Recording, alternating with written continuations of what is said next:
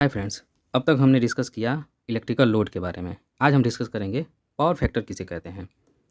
Power factor current और voltage के बीच का जो फेज एंगल होता है उसे ही हम पावर फैक्टर कहते हैं।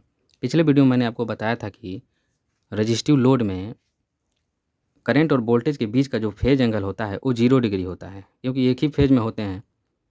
तो यहाँ पे अगर हमें रजिस्टिव लोड का पावर फैक्टर निकालना हो तो सिंपल सा बात है, पावर फैक्टर को हम cos फाई से डिनोट करते हैं। तो फाई बराबर यहाँ 0 डिग्री हो गया, तो cos 0 डिग्री बराबर 1। इसे हम यूनिटी पावर फैक्टर भी बोलते हैं।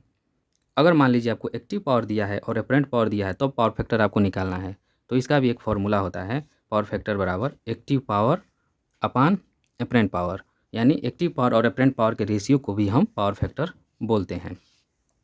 अगर मान लीजिए आपको रेजिस्टेंस का वैल्यू दिया है और इम्पीडेंस यानी जेड का वैल्यू दिया है, तब आपको पावर फैक्टर निकालना है तो क्या करेंगे, उसका भी एक फार्मूला होता है, पावर फैक्टर यानी cos फाई बराबर आर बाई जेड। यहाँ आर रेजिस्टेंस है और जेड इम्पीडेंस है।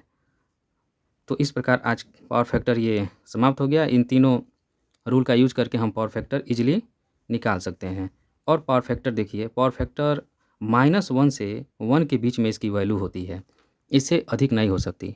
एक चीज़ और आपको बताना चाहता हूँ, आप साइड में कहीं लिख सकते हैं। अभी मैंने बताया आपको कि cos फाई बराबर एक्टिव पावर बटे एपरेंट पावर। कभी कभी हम साइन फाई का यूज करके हम एक्टिव पावर और एपरेंट पावर को निकाल सकते हैं। साइन फाई बराबर होता है apparent power but reactive power बटे एपरेंट पावर।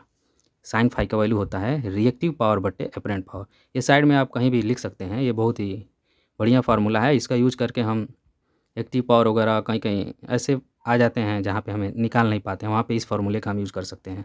धन्यवाद। बाकी हम सब नेक्स्ट वीडियो में डिस्कस करते हैं।